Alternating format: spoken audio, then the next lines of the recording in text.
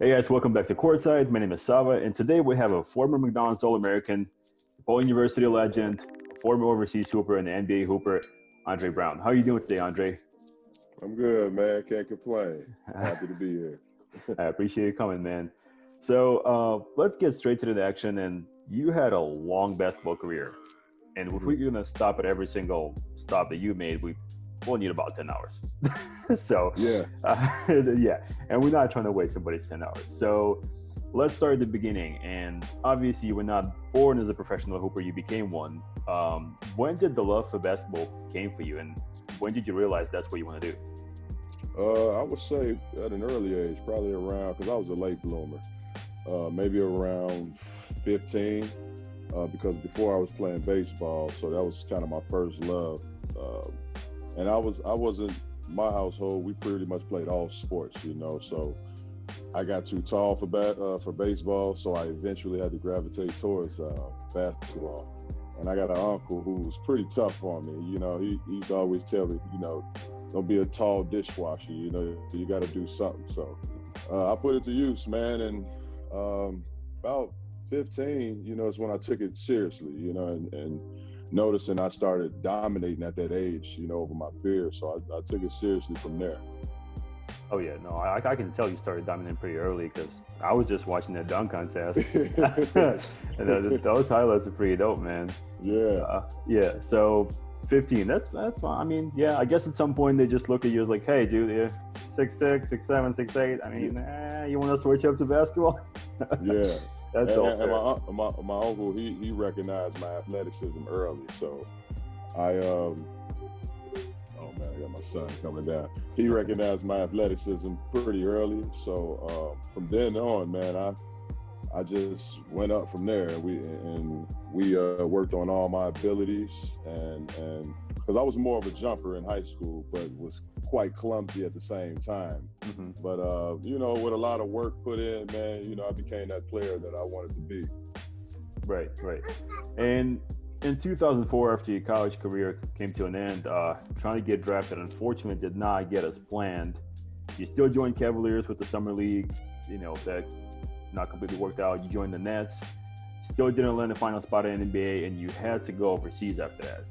Tell me about your mindset and kind of what kept you going, what was going on in your head when you realized, like, it's not going to be as easy, it's not straightforward, you're not going to have to make a couple of extra stops. Yeah, when I went through that phase of my life, it was my rookie year, obviously. Obviously I wanted to get drafted, but unfortunately it didn't happen for me that night. The one thing about my family is, man, I got good people in my family, and they kept me afloat. And that was pretty much my drive from there. Because like I said, going back to my uncle, he didn't really let me settle for less. He kept me humble, and I kept pushing because he was always in my ear. And I knew eventually, that one day it would work out. You just don't know when. So you continue to work and work and work, that knock could come, but going overseas that year, my first year being away from home was so tough.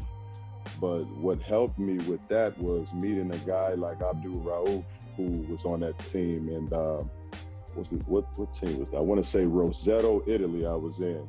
Mm-hmm. And he was actually on that team. So he was my next door neighbor, actually. And he kind of helped me along the way, man, because I got homesick a lot. But having an older guy like him around and, kind of showing me around the town and, different food spots, it made it a lot easier for me. And like I said, I wanted to kind of get back to the NBA, so I knew this was kind of those stepping stones to getting there. So I had to make the best of it too. Right. Yeah. I mean, it took you some time, but you did make it to the NBA. And as you said, hard work pays off. So definitely. Obviously, there were a lot of stops in between, and, Asia, Europe, America. If there's basketball somewhere in the world, you probably played there, so it's kind of hard to pinpoint different locations. So I'll ask you a little bit of a different question about your overseas experience. With so many different places, drastically different. It's not just different teams and, in the States, it's different culture, different countries. How was it getting used to the cultures, and did it eventually get easy and you were just like, hey, I'm in Japan now. Well, it is what it is. Give me the ball. Or was it every time it was like a little overwhelming and something was different? Well, it all depends on where you go. Um, I mean, it's basketball everywhere, but it's not good basketball everywhere. So, a lot of places for me, my agent kept me more of the places in Asia because, I mean, to be honest, they were the only places that paid your money on time. Mm-hmm. So, being in places like China and Japan, um, for in the history of them having so many American players, they kind of make it comfortable for you to play over there. So, I wouldn't say I had a hard time in mostly Asian countries. They fairly took care of us and you know, kind of made it home. Like Korea was so much like America that, you know, you wouldn't believe you're in Korea. I mean, I had every restaurant you could think of. It was a few Americans over there. They give you an American translator. You have a card. You're able to bring your family. So, I mean, that was a great experience. I mean, but I've went to places like Iran, Serbia, where it was tough, where you know, I was on my own. I couldn't even bring my family over there. And some places you don't want to bring your family there. I mean, you know, no disrespect to those countries, but it just wasn't, you know, for my family to be over here during these times. So, but I mean, it all depends on where you go. I would say that, you know, being in Asia fairly most of my career was a lot better for me and kind of panned out. Because it's a lot of stories you'll hear from guys in different places, man, that, you know, are still waiting on their money. So, you know, thank God that I got all my chips and things worked out for me, man. So, I've been everywhere, like I said, man, Yeah. so many places. You know what? Yeah, you made a great point, and I've heard that before. You know, it depends on the place, and I did interviews with the other players, and some saying there are places when, yeah, I mean, you play the game that you love, but you know, the place is tough, and some places, like you said, Asia, it grows to be one of those places where, you know, a lot of guys who couldn't make it to the league, they go there. You know, I mean, check out Ty Lawson's Instagram story; he's having a blast there. Yeah, he's living his best life. He got banned now. So. I think they figure it out. But before, yeah, absolutely, he could retire over there. Look what Stephon Marbury did. Yeah, you know, those guys go over there and retire, man. You know, like I said, the money's on time. They're gonna pay the guaranteed money. You're gonna play the top-notch competition. They're gonna bring other guys over. So I mean, like I said, it all depends on where you go, because some places are not like that. And with all those places, was there a favorite one or a favorite memory that you made overseas? I know there's a ton to choose from, but if you can give me one. I mean, Korea was probably one of the better places overseas that I've been. Australia was pretty nice. Being in those places, I mean, you can't even focus on basketball most of the time, man. I don't know if those places are good for you, but like Australia and Korea, I would have wanted to retire over there. If I had to retire, it would have been probably either one of those places. But surprisingly, I played in Iran, and you know, different players have this mindset of what that looks like going over there, you know. And I believe the story actually, a buddy of mine, Mario Austin, who was also in the McDonald's All-American game with me from Mississippi. He had a deal with a team to go over there, but backed out because his wife didn't feel it or wasn't feeling the Iran and, you know, all the history behind it. But at this particular time, I can't remember what year it was, but I was like, you know, I spoke with my family. I said, you know, I can't leave this type of money on the table. I got to just go try it out, because at this point in my time in my career, I was okay with traveling alone and being away from that. I knew how, you know, I knew how to handle myself. And, but surprisingly, it turned out to be the best thing ever, man. I mean, they took care of me like royalty, and they paid on time in cash, man, which has never happened, man. And the basketball over there was phenomenal. I started seeing guys like Lauren Woods, and I don't know if you know the name Joe Forte, who played in Boston for a little bit. They played with Keith Bogans. Those guys were over there just, I'm like, this is where you guys been hiding this whole time? over these. You'll be surprised by how many of those players you think of, like, where's that guy? And you go to these countries and they're just over there chilling, man, just banking. And I see why, because Lauren Woods is one of those guys. But that turned out to be surprisingly great, And to this day, I still have friends over there, man. This is maybe 5, 6 years ago. So that was, Asia, of course, Australia, but Iran was pretty nice. Oh wow, I would never imagine, man. But exactly, it's definitely understandable. You made a great point. And once you find one of those hidden gems, should you really tell anyone about it? Because more people is gonna come. There's more competition, exactly. But you're just chilling. Hey, I don't blame you, man. That's makes perfect sense to me. With a lot of teams, overseas and NBA teams that you played for, obviously a lot of teammates. Did you manage to have I don't want to say favorite teammate, because I would imagine in your case it's probably a little hard, but maybe a mentor who you picked up along the way, who was kind of helping you with your career? So many, man. I'm from Chicago, so I knew when the NBA guys came home, we would always go work out with Tim Grover at a gym on the west side, and all the NBA players would come in there. And I don't know what it was, but Juwan, I was maybe a senior in high school at the time when I started working out with the NBA players. But Juwan Howard kind of took a favor towards me, and from then on we kind of built that chemistry. And he's always been like that guy. Antoine Walker, guys like Ray Allen, those guys kind of, gave me advice along the way, told me how to be as a professional, told me kind of how to carry myself. They helped out a lot with my career. Mostly all the OGs, I would call them, because I'm considered an OG now, but those were my OGs before me. Juwan Howard was probably number one, because he gave me my first pair of suits, in college. Mm-hmm. So he always looked out for me and always, got a lot of advice from him. Yeah, look at him now in Michigan. He's doing great things. He's over in Michigan doing big things, man. Yeah. So happy, so proud of him. Yeah, don't know him personally, but I would imagine like all the things I've heard, he, even like late in his career when he was with the Miami, the role that he had there, it was quite unique. He wasn't playing much, but he was helping out a lot of people. I agree. Dude. Yeah. Good dude. All right. So after your playing career, transition into coaching and other things besides playing basketball, how was it for you? How was it for you realizing, hey, it's time for me to pass it on and pass it to the younger generation? I knew it was time, man, because when you pretty much have, you got 3 passports, man. You done played here. You've been all over the world, man. At this point, I'm tired, man, and I didn't want to be away from my family as much. So it was kind of easy for me to transition. I wouldn't say quickly, because it's always when you get up, you're like, damn, I ain't hooping no more, man. Like, what's going on? I want to go play a pickup game. I go to LA Fitness. It's just not the same, man.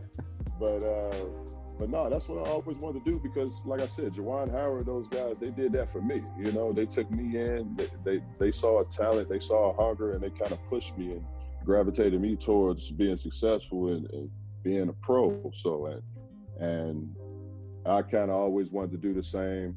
I always wanted to coach, because I feel like, I got a little bit of knowledge that I can share, and different coaching schemes and things of that nature that I've learned from other coaches along the way.